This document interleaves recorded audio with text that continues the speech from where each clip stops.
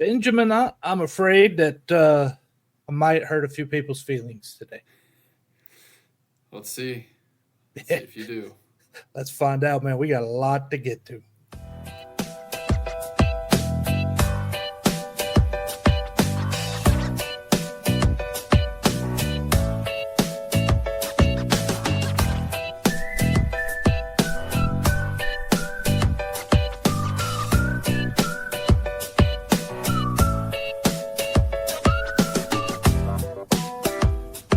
Hello and welcome to March 2 of the pod presented by Eternal Roofing. It's roofing you can trust with your home, just like you used to trust me with your Bearkat sports knowledge. This is season 3, episode 8.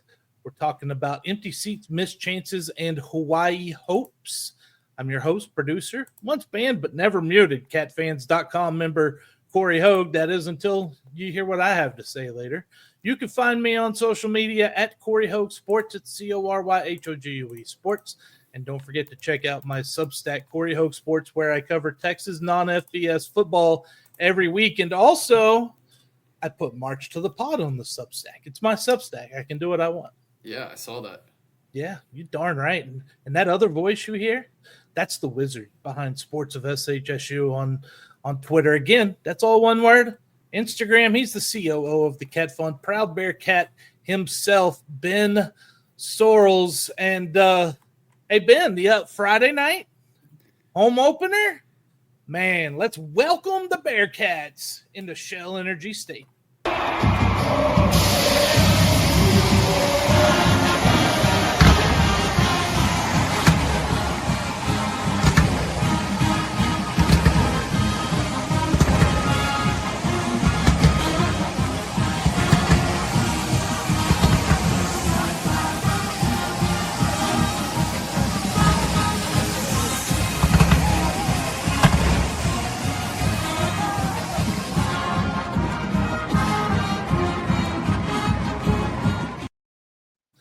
Thank you to Sam Houston Sports Talk for that. And it sounded great. I think they piped in some noise, some cheering, because there wasn't a damn butt in the seats, Ben. Pyrotechnics look good. The Byros were great. Hey, here was Longo's thoughts in his press conference yesterday on having a home game. I think we were intending and expecting it to feel like a home game. But from the travel and the the logistics and everything and playing in the stadium for the first time, it wasn't quite that way. So, we're understanding now this is truthfully going to be and feel like a 12 away game season, and we have to kind of deal with it that way. That was Coach Phil Longo. I think the X link for the live feed is broke, or I'm just having one of those days. Tell you what, even if it is, I'll post it up here if we get done recording. I'll put it in there just to make sure that people get a chance to see the show. Thank you for letting me know that as well. And Justin Hernandez said empty seats in the stadium was extremely deflating for players and fans. Just a letdown. Thank you for watching on YouTube, Justin. And boy, Justin, do I have a few words to say to the Cat fans about your attendance. And for the second week in a row, I'm being forced to go solo. Attendance last season, 10,977 per game. That was Sam Houston's attendance per game last season. I looked it up. I dug into some numbers today. That was 131st out of 135 teams in FBS last year. But it gets worse, guys. 27,225 of those, 49.6% of that attendance for the entire year was one game at NRG Stadium against Texas State. And you know what? You aren't the only ones buying tickets for that game. That leaves 27,641 people in Huntsville for 5 home games. You know what that averages out to? 5,528 per game in Bowers. 39% capacity. 67th in FCS in 2024. That is where your attendance overall, even with 25th, that puts you there without it. 25th in FCS with Texas State added. You're dead last FBS if you take out the Texas State game. And the other night, you're in Houston, and you got 5,837. That's the 22nd largest crowd in FCS so far this year. And I went FCS because there is no further bottom in FBS, including Kent State. Do you know how bad they were? Hell, a team you used to play and beat and was happy to get away from, hadn't won a game in 2 years and almost drew double what you had for an FBS game.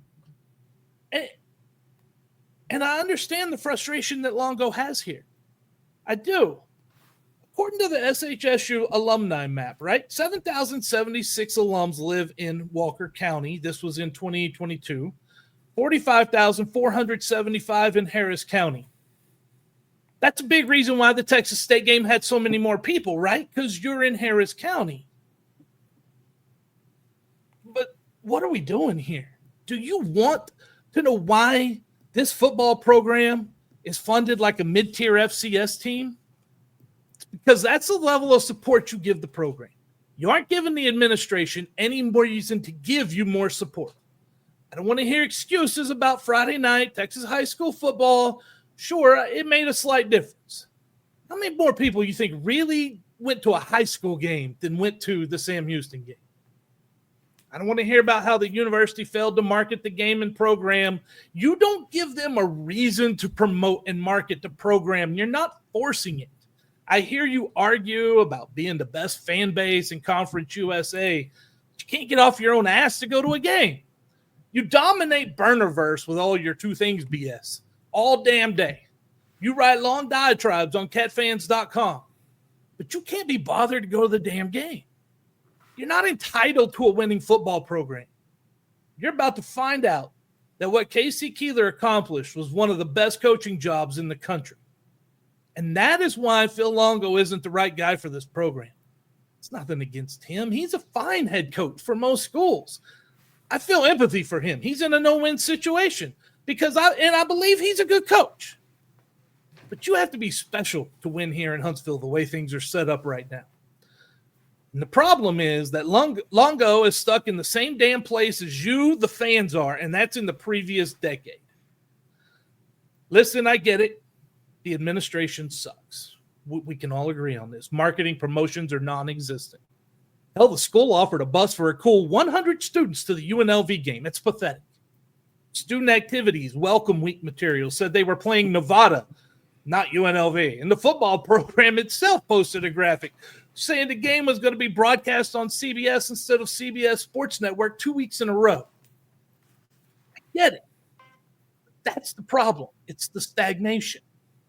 The administration, the athletics department are stuck with Longo and where I say a lot of the fans are, idolizing the past. That decade's over.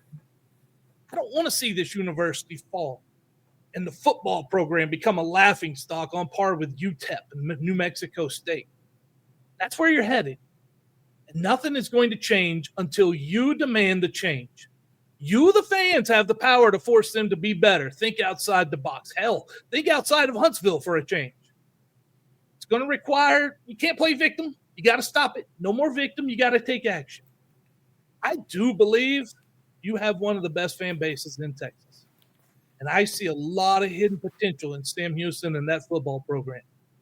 But the answer isn't going to come from the administration.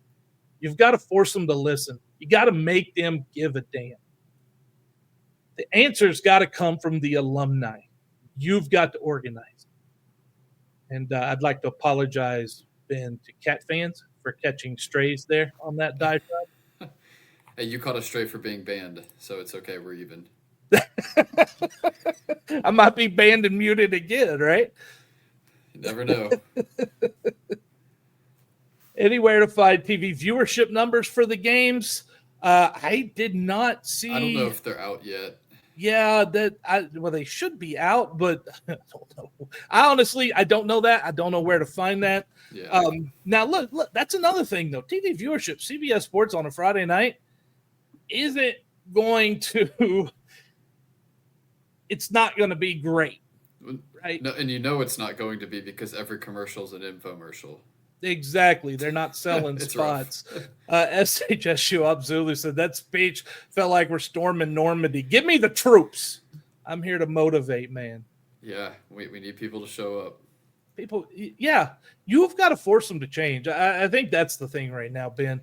They're not going to change. They're stuck, and it's going to take the alumni, the fans, the people who care about this university to get them off their ass and get something done.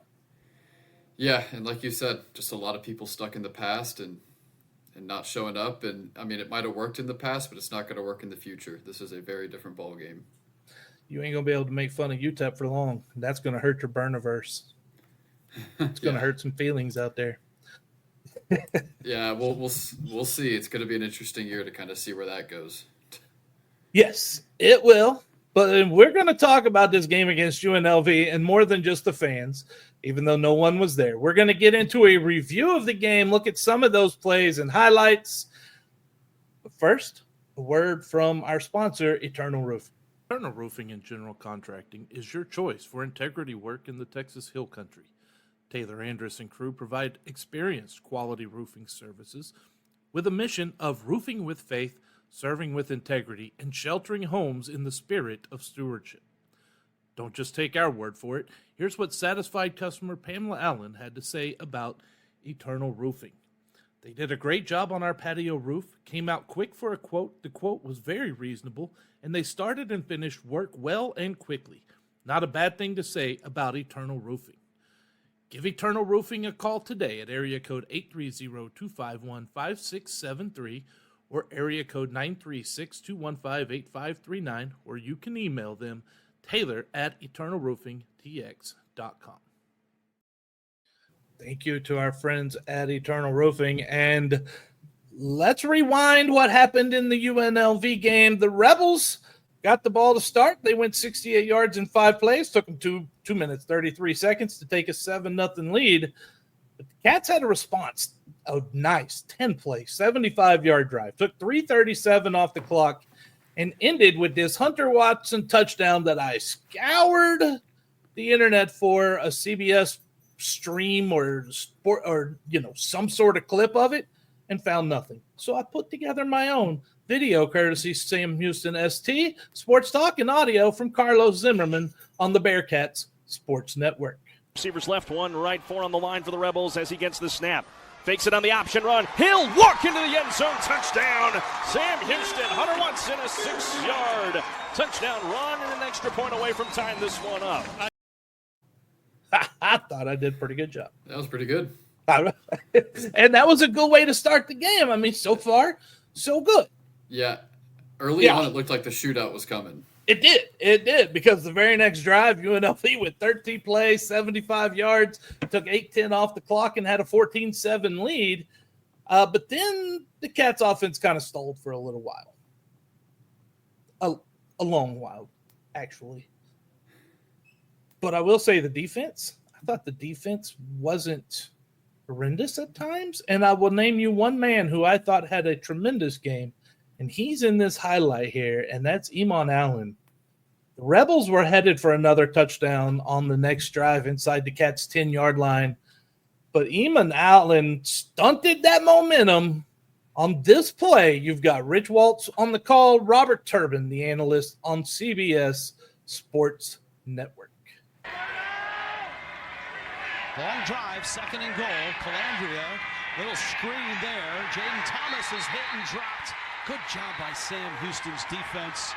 Coming up there was Iman Allen. Great play right there. Forced a field goal, and at that point, 17-7. Hey, if you get an offensive drive here, you're still in this thing, right, Ben?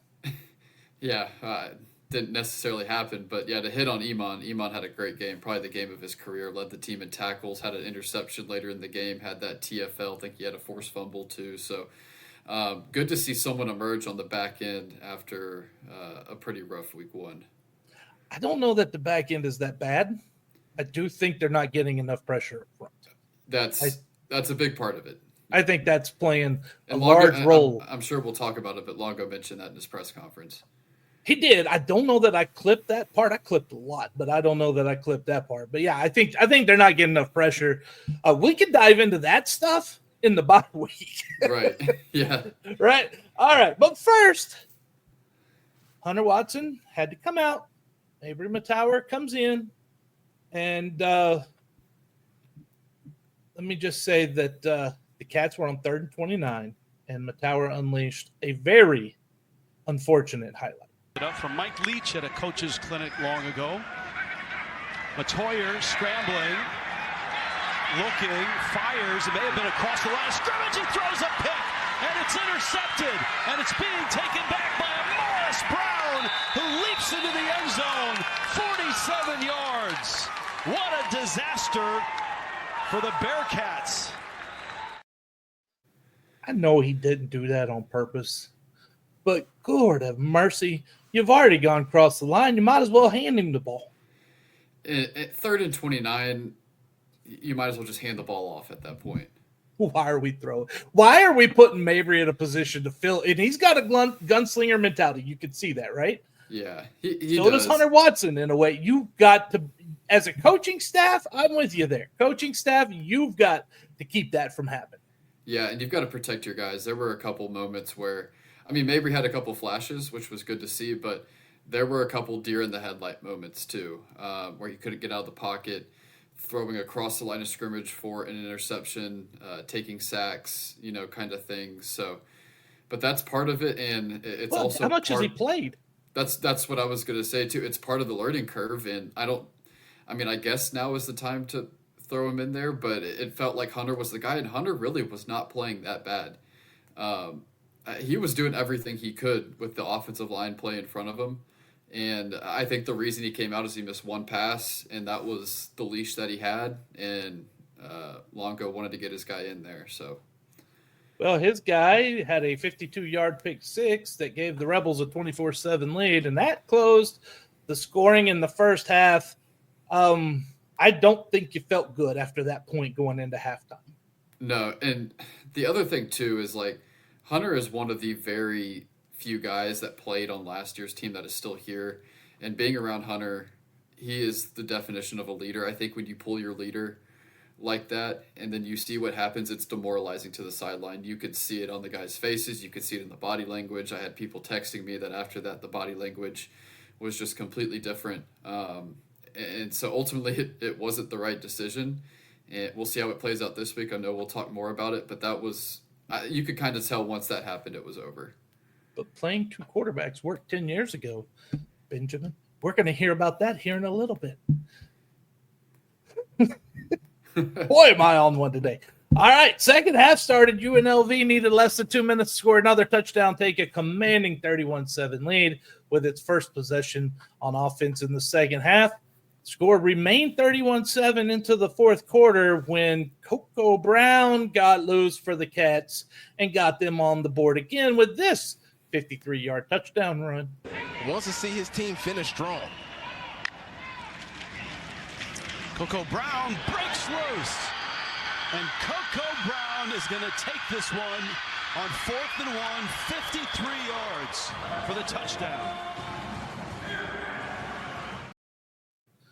So, Benjamin, this is two games, fourth down plays, and it's cover 0, and it leads to a 50-yard touchdown. Yeah, and I was going to say to that point, it feels like every chunk play you've had this year has been on the ground. Yeah, outside there was one in this game. We got one coming up, man. We got a highlight that just burns. You know what I mean? Oh, yeah. But outside of that one, it feels like every chunk play you've had is on the ground. Yeah, no, it does. It does so far. That's something we will take a look at. We got to break down these numbers here during a bye week, don't we? Oh, yeah. The Rebels would score another touchdown, take a 38-13 lead before before Navarro product, Tim Burns Jr., would take this short pass from Mabry Matauer. He made a move, raced 59 yards to the end zone. A 4th down attempt. We think there's 5 minutes left in this game. Shotgun snap. Matoyers throws a good one along the sideline. He's still in bounds, and that's Tim Burns Jr. who gets down the sideline and gets into the end zone. 59 yards. That's amazing that he stayed in bounds because he. And I'm not amazed. I've watched Tim Burns do that for a couple of years now. But I am going to say that there's the first part of that really made me laugh a little. We think there's 5 minutes left. Yeah. I think you're paying all this money and they don't even get a damn clock working for you. It overheated. It overheated. Well, it didn't overheat the next night when Prairie View and Texas Southern played. Yeah. Just saying. But yeah, and I was going to say, you texted me last week after I think week 2 and said we needed to look at this guy, and he ended up here, which is funny enough. Yeah, Tim Burns is a guy who, he had that. You could tell in the JUCO. He's special. He is. And another point, too, I've had a couple people text me and say the offense moved a lot better with Mabry in there, which to a point, yes, but how much of it was Mabry, I'm not 100% sure. I mean, him handing the ball off for a 53-yard touchdown run wasn't really him, and that's a 5-yard pass where the wide receiver does all of it. So I get the point where maybe move the ball a little better, but it's the end of the game. UNLV had definitely taken their foot off the gas, and I don't know how much of that was Mabry. So I think you got to take that into consideration also. Why do I feel like we have two camps building? Why do I feel like not just the team? I feel like the fan base is getting fractured by a quarterback controversy. I think so too. I just think the leash should have been a little bit longer with Hunter. And if Mabry is going to play, and they're going to score with him in there, you need to play him. But I just thought it was a little bit of a quick leash, and it ultimately kind of hurt the demeanor of the team. And that's where I'm coming from with my train of thought. We're going to get into that a little bit more, but first I want to hear Bill Longo's thoughts immediately following the game. You know, it's a hard process losing a football game, you know, and it is even more difficult when you put the time and the effort that this team has put into it. It makes it that much more difficult to deal with afterwards. You know, the locker room is hurting right now because we have put some considerable effort, both game planning and practicing for this game. It was a game we felt like we could be more competitive in. You know, and early on, I thought we did some good things. Sustaining some consistent success is kind of that's shown to be the issue for us right now. I'm going to pause this right here because I have to address this. No one is questioning how hard you're working. You're putting in the time like everyone's putting in the time. You're all putting in the time. Nobody's questioning this. We know you want to win. We know it hurts to lose. Losing is easy. Winning is hard. Okay? Let's get onto that mindset. I don't want losing can't be hard. Winning has got to be hard because that means I got to put that work in every single week to do every step that I know is right to win that game. Yeah.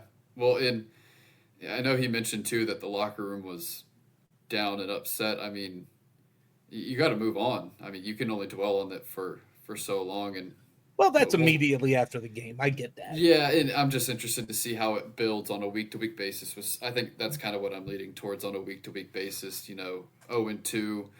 I mean, if you don't win Hawaii, you're staring 0-4 down. How does a team of 55 new guys respond when there's a different kind of culture in the locker room compared to a different system than what you've had over the past decade? Let's see if I can pick this up where it left off. Probably not. You know, it's a hard process losing a football game, you know, and it is even more difficult when you put the time and the effort that this team has put into it. It makes it that much more difficult to deal with afterwards. You know, the locker room is hurting right now because we have put some considerable effort, both game planning and practicing for this game. It was a game we felt like we could be more competitive in. You know, and early on, I thought we did some good things. Sustaining some consistent success is kind of that's shown to be the issue for us right now. So last week I thought I really focused in on third down. I thought we didn't do a good job on offense and defense on third down. That was a huge emphasis this week. I can't really point to any one thing, right? I haven't watched the film. I haven't even looked at this yet. But I think all in all, we are looking for, one, the right people. We're still learning our team. We're still trying to develop some players on a positive note, which is hard to do tonight, but on a positive note, we found 2 or 3 on defense and 2 or 3 on offense that we did not expect a lot out of this year. And we got some high-level play from those guys tonight. And so those guys are going to see their role expand and improve. So obviously I didn't restart it in the right spot there. My bad. The second thing I want to say is he didn't really expand on what players kind of impressed him. Yeah. So he hit a little more on that. Well, I actually asked him about that in the press conference yesterday. I've got that part right here. Okay. And that's what we're about to listen to. So defensively, Tokyo did a great job, at linebacker, and I think, his role is going to increase. And I think we realized we found a guy defensively that we can count on and that can make some plays, and that is, he's proven that when he's out there from a play versus production standpoint, there's a good correlation there. So you'll see his role increase, as we move forward. And then, the other one on offense was Dylan Burke, tight end, that played in the second half a good amount. Thought he played hard, thought he played really physical. And, he's almost 6'7", and he came in a little light, and we put some weight on him. And the taller, longer guys are typically not the guys that are the ones that want to get their hands inside and be ultra physical, but he is, and he's got good hands and he's got good range at tight end. So he's a guy I think that we will utilize more, just like Tokyo, as we head into the season. And so he expanded with a couple. By the way, I spent some time clipping a little more than usual this week, my man.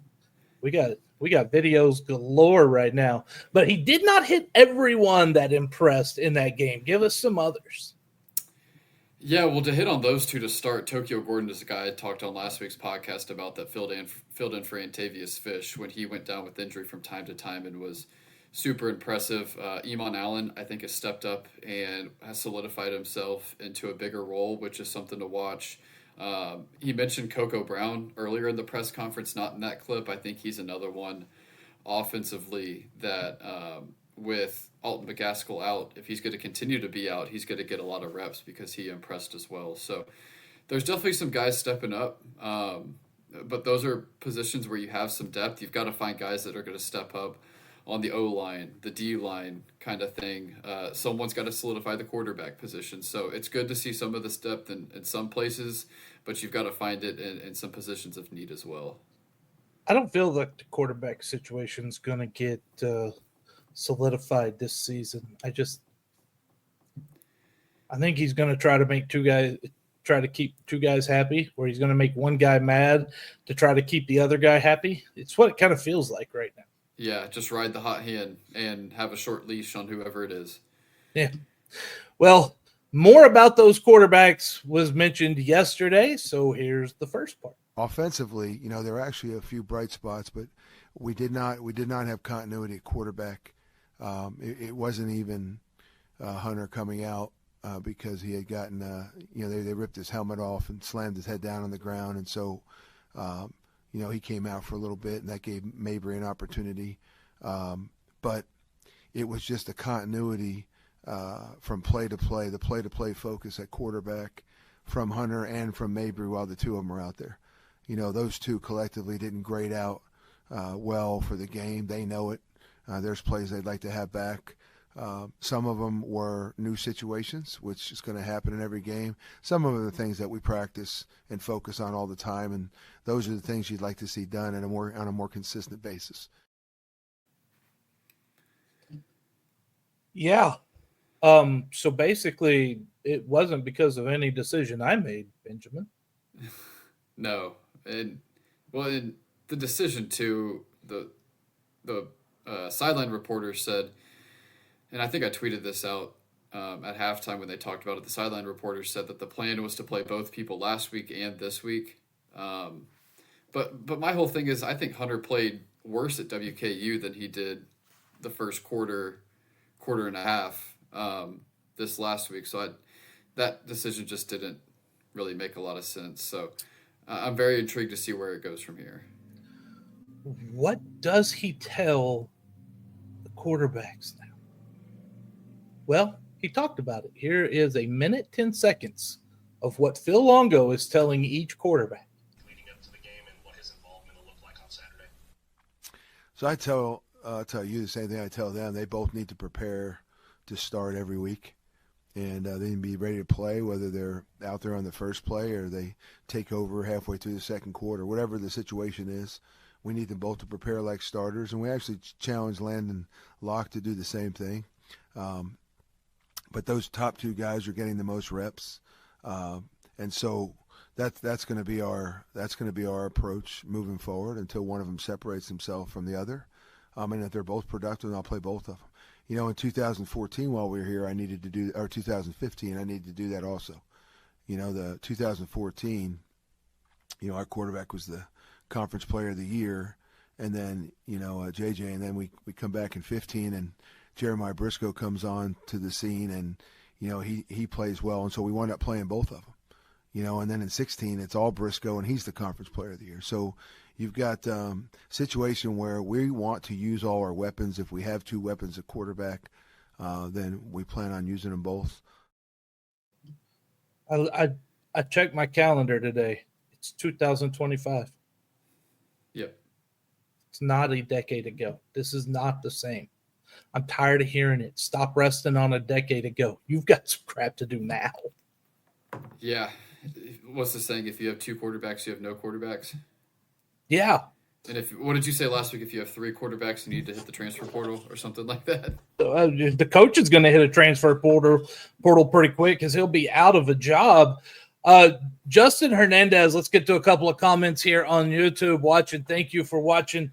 How do y'all feel about field sponsors, stadium sponsors, or even paying the president for God's sake, for ways to bring in money for the university?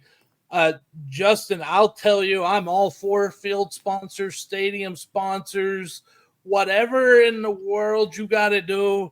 But that takes marketing. It takes people thinking about it. It takes people getting off their butt and doing it and going to find that and everything. It takes effort, and they're not putting in that effort right now. Nobody's making them, Ben. Right. And it's some people don't even want to just because it's not the norm. And I know there's been a camp internally that has discussed it and knows it needs to get done, but there really hasn't been a ton of movement on it. But yeah, and everybody around you is getting it done. Texas State got theirs last year. Louisiana Tech did right before the season. I forget which other Texas school or G5 school just got one done, but it felt like there were 4 or 5 of them in 1 week right before the season. And schools recognize it, especially in the revenue sharing era. It's something you have to do. High schools have it. D2 colleges have it. It's not hard. Yeah. Hey, Texas Cantina has no hat. No, this is all business this week, man. From the opening to the end, it's all business. I looked at it, I was like, nah, this ain't a hat week. This is business week for Cory. No hat here either. I'm telling you, man, like we all want Sam Houston to win. But until the people who quietly speak start speaking publicly and forcing some things and stirring the pot a little bit, they're not gonna care. The administration has shown you they're not gonna care. Right. So it's up to you. That's what it comes down to. Enough of that. We're going to come back here after we hear a word from our friends at Eternal Roofing, and we're going to move on ourselves. We're going to preview the game against Hawaii. But first, if you're enjoying the show, help us grow by rating and reviewing March to the Pod on your favorite podcast platform. Follow us on Podbean at marchtothepod.podbean.com. That's March, the number 2, the pod.podbean.com, and on Twitter and Facebook at March2thepod, also number 2, all one word. And we are proud to be a part of CUSA Podcast Roundtable. They have shows covering all 12 Conference USA programs. Let's hear a little more about how good our friends are over at Eternal Roofing. Eternal Roofing only uses the finest materials in the roofing business while providing an exceptional warranty. Why do they use CertainTeed products? Because they complement any appearance, provide exceptional and reliable strength, and are known for their enduring performance. Here's what Shane Sosa had to say about Eternal Roofing. Taylor and his team are amongst the highest level of professionals. They care about their customers and go above and beyond just doing the job.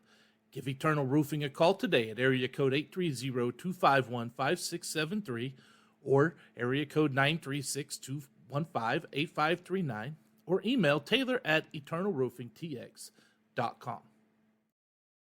One more thing, I got to throw this out there. I know this probably should have come earlier, but Frazier, I'm pretty sure that's not how you spell his name. You got to get nameplates right, Ben. Yeah, and I sent that to you on Saturday night. It's Frazier. What? Not I. You mean common spelling?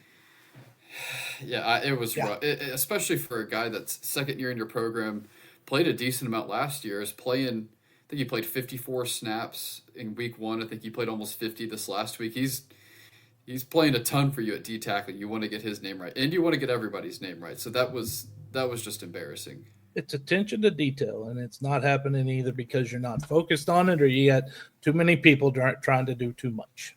Yeah. I have a feeling I know which one it could be at Sam Houston. Yeah. And you know what?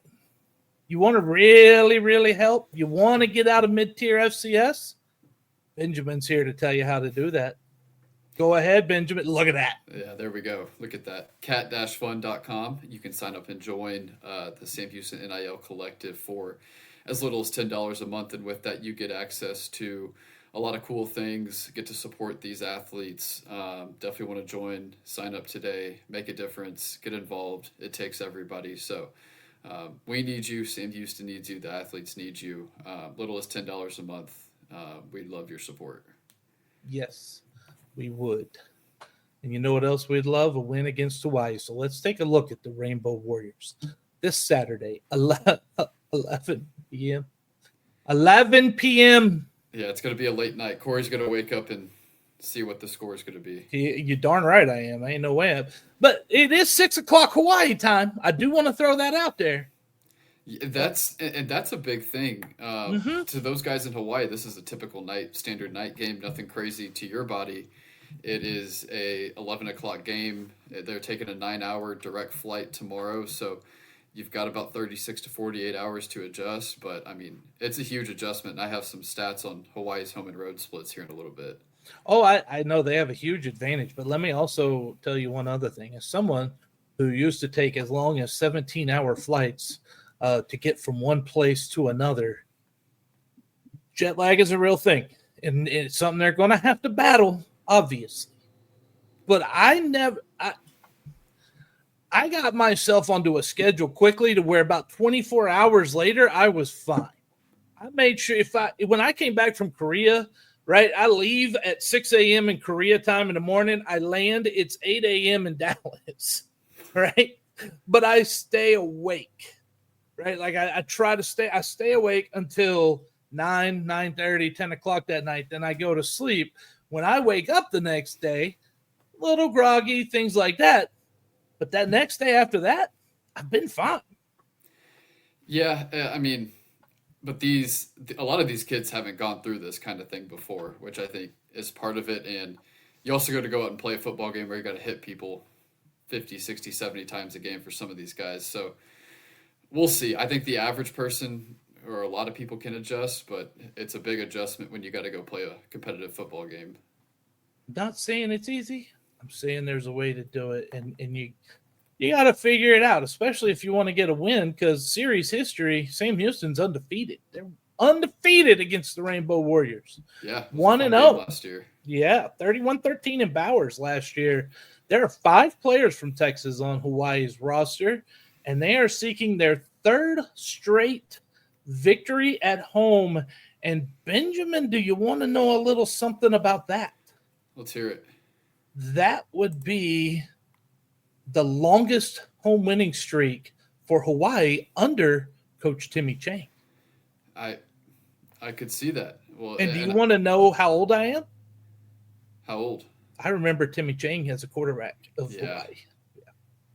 And to continue to hit home in a 3-game homestand or winning streak at home doesn't sound like anything really impressive. But when you look at their home and road splits over the last 5 years, and including this year, although they're only 2 games in, 15-16 at home, and they've played 31 games on the road. How many do you think they've won on the road?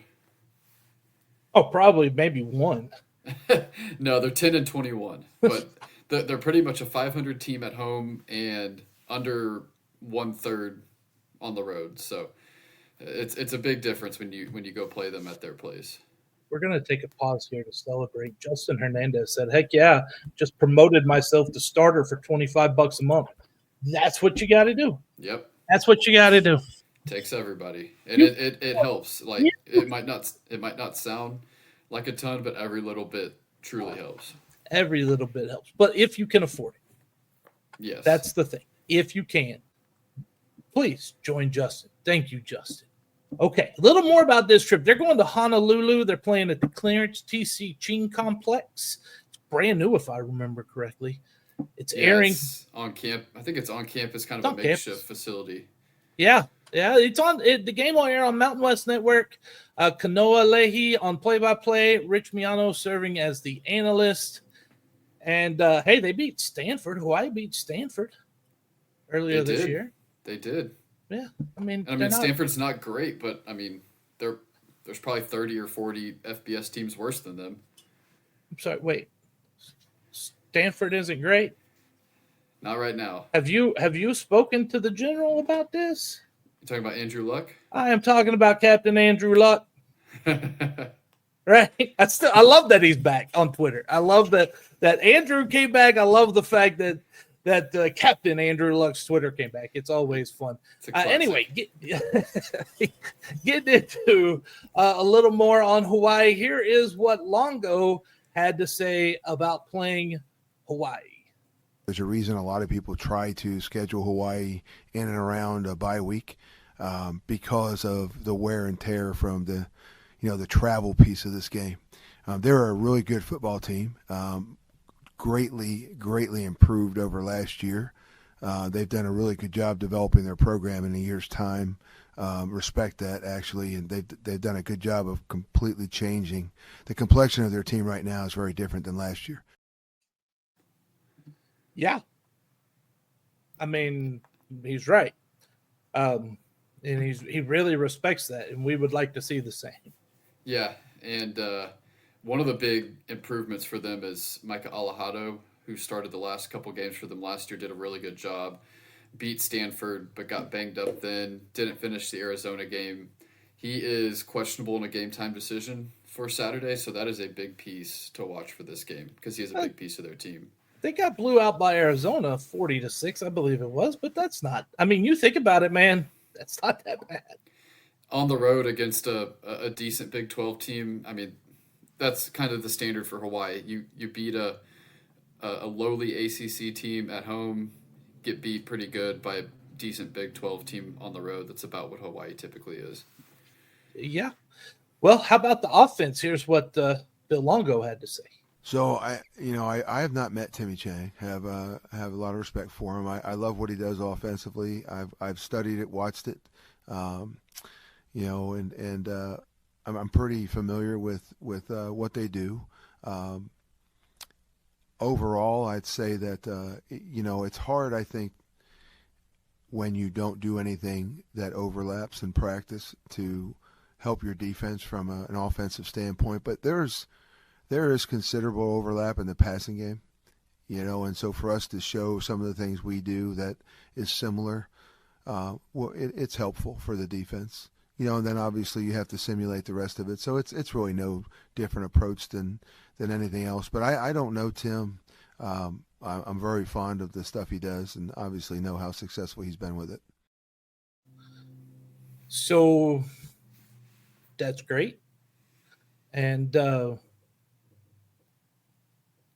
I don't really know what you can say to much of that, Yeah, I guess just to add some context to their offense too. Obviously, we'll see what happens at the quarterback position, but they've got one of the top wide receiver duos at the G5 level, and Nick Cynical and Pofele Ashlock. Both had really big seasons last year. Cynical hasn't done a lot so far this season, but Ashlock has been really good. So it's going to be a big test because they've got two big athletic receivers on the outside that can do some really good things. And I think how much you can contain them will lead to the success of this team, whether they can or not. I also would like to say that he is getting better as the more a little more comfortable, it looks like, with these press conferences. 100%. Definitely. And I like to see that.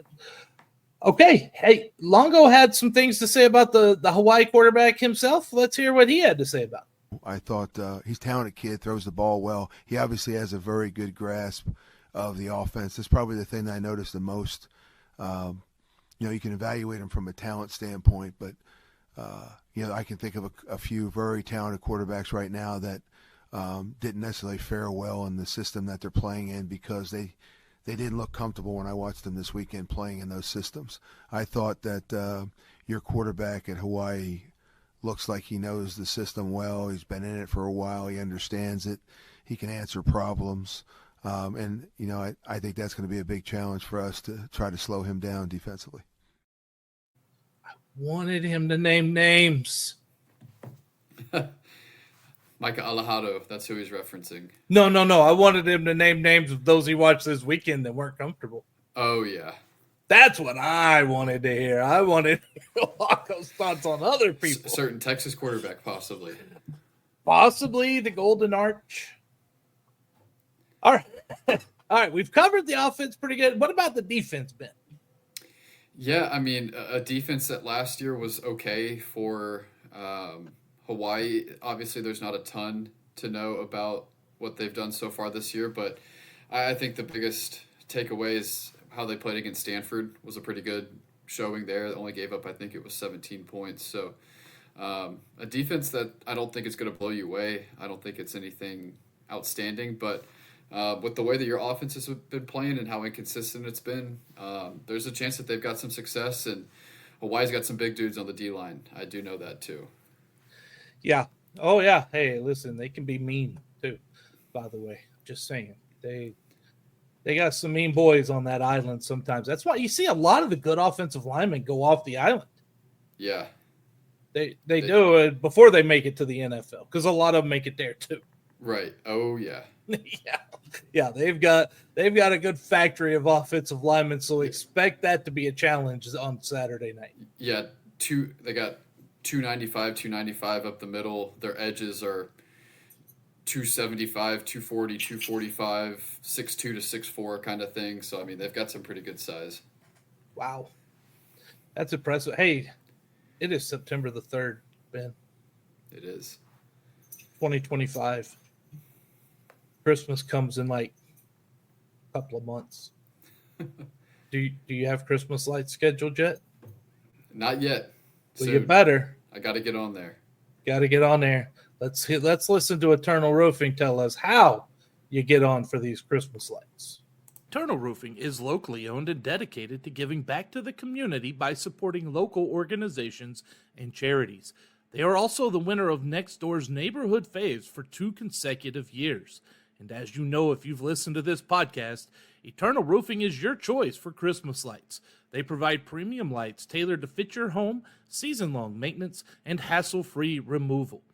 Kyle Tatum said, "They're very professional and great quality, on time and clean, and really made me feel like they cared for me and my home." Give Eternal Roofing a call today at area code 830-251-5673 or area code 936-215-8539, or you can email taylor@eternalroofingtx.com. Incredibly, Ben, we're still on time in this episode for now. But we have predictions left. They can go quick. Not if I'm talking usually. Last week, UNLV was favored by 9.5, and the total was expected to be 62.5, which is impossible. Ben had UNLV winning 45-35. He thought it was going to go over and UNLV cover. He was right and wrong. UNLV did cover. It did not go over. Meanwhile, we have Cory, who had UNLV 38-34. Cory was wrong and wrong. On the season so far, Ben is 2-0 against the spread, 1-1 on totals, and don't listen to me right now. Don't put any money on it. It's 0-2. It's not going to get better. It's just not. It's rough. So, yeah, it is rough. Let's look at this week's lines, Vegas lines via Bet365. It opened with Hawaii an 8.5-point favorite and a total of 48.5. So after 2 games from both teams, I find it interesting. Hawaii is now a 6.5-point favorite. It's a touchdown and a 48 total. They've seriously given Sam Houston a little better chance in this game. Vegas says Hawaii wins 27.25 to 20 3/4, which again, it's impossible. We're not splitting points here. So 27-20, 27-21, Benjamin. That's what Vegas says. What say you? Yeah, I'm going to go 31-20 Hawaii. I think if we played this game at home, it's a toss-up, likely. Maybe Hawaii's favored by a little bit, but the travel on top of everything else going on with this team, playing on the islands, I mean, I'm going to go Hawaii 31-20, and we've lost by 17 the last 2 weeks. Week 1, I had us projected to lose by 14. Last week was by 10, so we'll see what happens, but I feel like I've been pretty close on these predictions, and we'll see if it stays the same. I have been dead on with these predictions. Oh, yeah. Dead on. I say Hawaii 35, Sam Houston 14. The offense is going to struggle with 2 quarterbacks on the road in Hawaii, and Hawaii plays well at home. It's going to be a tough one, and not to mention, I'm going to have to watch the rest when I get up the next morning. It's interesting. I go a little bit closer this week, and then you go not very close, because last week you had it as a 4-point game. Yeah, I had it at like a 17-point game or something. I'm losing faith. Quickly losing faith, Benjamin. Yeah. And, I mean, right now, I don't think 21 is saying that's too much right now. There's maybe definitely a scenario where that happens. I mean, that's not out of the realm of possibility. Well, we both took the over. I barely took the over. So bet the under then. Bet the under. Yeah. And we both bet Hawaii to cover. Maybe that'll be the key. Yeah. If that is, then we'll just have to keep it going, right? Right. Yeah, and the books still seem to like Sam Houston a little bit. Everything maybe not the books, but the public, I guess. Because everything opens and then it moves towards Sam Houston a couple points by the time it closes. Yeah, I think that people are having a hard time understanding that this is not a very good Sam Houston team right now. This is not the same. It's not the same team as last year. No, not at all. Not even close. Man, but they'll figure it out until then. Let's make money off of it. That's a wrap for this episode of March 2 of the pod presented by Eternal Roofing. Thank you so much for joining us. We're going to be back next week with more Bearkat athletics coverage. We're going to rewind this game, and we got some bye week stuff to do. Until next time, stay safe. And Ben, take us home. Yeah, eat 'em up, cats, and we'll see if Sam Houston can say aloha to a victory this weekend. Hello and goodbye.